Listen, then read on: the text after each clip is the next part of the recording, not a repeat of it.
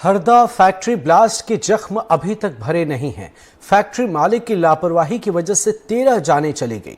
कागजों में पीड़ितों को 70 लाख की सहायता राशि वितरित हो गई। लेकिन चौंकाने वाली बात यह है कि हरदा और बालाघाट में जो ब्लास्ट हुए उनका मुआवजा प्राकृतिक आपदा के तहत बताया जा रहा है।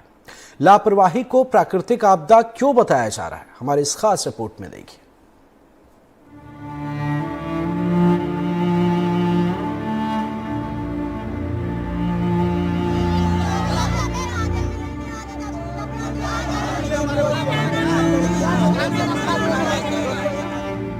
फरवरी एक के बाद एक हरदा की पटाखा फैक्ट्री में कई विस्फोट हुए। 13 लोगों की मौत हुई, 200 से ज्यादा जख्मी हुए। कई आज भी अस्पताल में भर्ती हैं। सरकारी खजाना इसे प्राकृतिक आपदा मान रहा है। तभी राजस्व पुस्तक परिपत्र यानी कि RBC 64 के तहत इन सभी में 77 लाख रुपए का मुआवजा बांटा गया है। आपके साथ क्या समस्या आई थी? अपनी गुड़िया की डेथ हो गई थी। हाँ। और सामान मकान तहस नहस हो गया है। अच्छा, सरकार की ओर से कितनी सहायता राशि मिली आपको? अभी फिलहाल तो अपनी गुड़िया के 4 लाख और 1,25,000 सहायता राशि है। पूरा मकान सर, हमारा पूरा मकान ही पटाखा फैक्ट्री से चिपका हुआ था, पूरा क्षतिग्रस्त हो गया। उसमें कुछ भी सामान नहीं बचा अंदर। कितनी राशि मिली है आपको? 1,25। तो अब 1,25 में मकान बन जाएगा? नहीं, बिल्कुल नहीं बनेगा सर। वही तो लड़ाई लड़ना है, अभी तक वही तो लड़ ही रहा है। तो क्या आपकी मांग है शासन से, आप क्या कहना चाहेंगे? हम तो यही कहना चाहते हैं सर, जाँच हो, सर्वे हो, जो हमारी मकान की राशि है वो तय की जाए और वो हमें बताया जाए।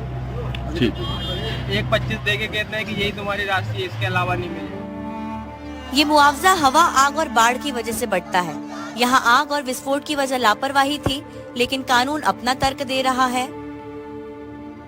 RBC 64 के प्रावधान है। इसमें जो सभी परिवार थे जिनके घर क्षतिग्रस्त हुए थे या जिनको माइनर उनके घरों में जो क्षति हुई थी, आंशिक रूप से क्षतिग्रस्त थे, जो गंभीर घायल थे, जो थोड़े बहुत घायल थे, माइनर इंजरीज के थे, इन सभी को हम लोगों ने चिन्हित करके सर्वे करके लगभग हमारा सर्वे अनुसार अभी जो आकलन है और जो चल भी रहा है 1,90,00,000 की राशि हम लोगों ने वितरित की। लगभग 1 किलोमीटर तक जो प्रभावित क्षेत्र है उसमें सर्वे किया गया है।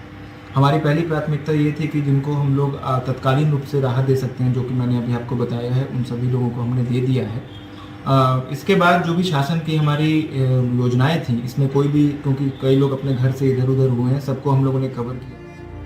ये पहला मामला नहीं है। 7 साल पहले बालाघाट में हुए फैक्ट्री ब्लास्ट का मुआवजा तो मिला, लेकिन नौकरी और अन्य वादे पूरे नहीं हुए।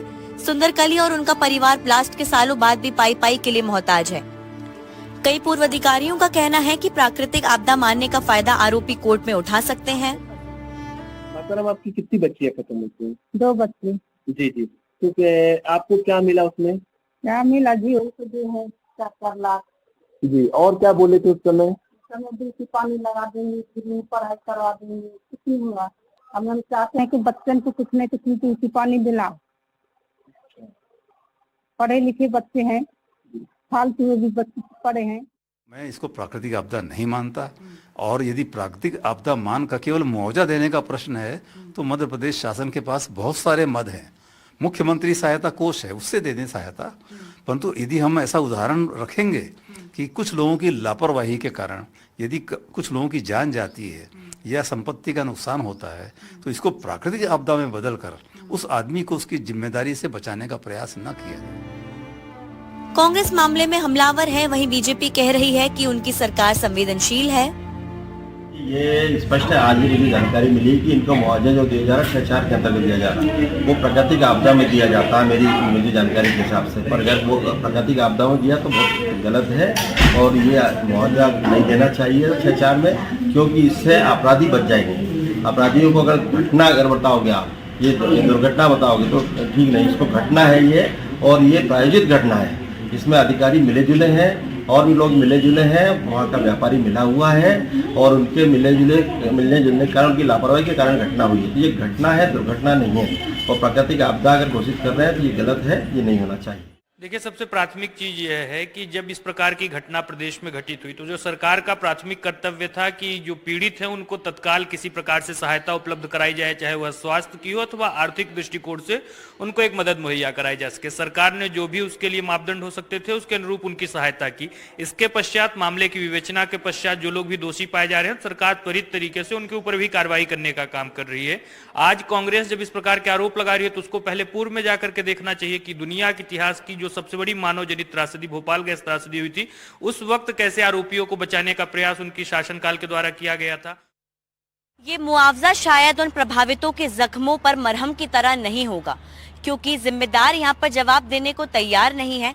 और क्या प्राकृतिक आपदा इस पूरी घटना को बताकर आरोपियों को बचाने की कोशिश की जा रही है? कई सवाल इसमें पैदा होते हैं, लेकिन इन सवालों के जवाब ढूंढना शायद और भी ज्यादा मुश्किल है। हरदा से सहयोगी अब्दुल समद के साथ अमृतांशी जोशी, NDTV।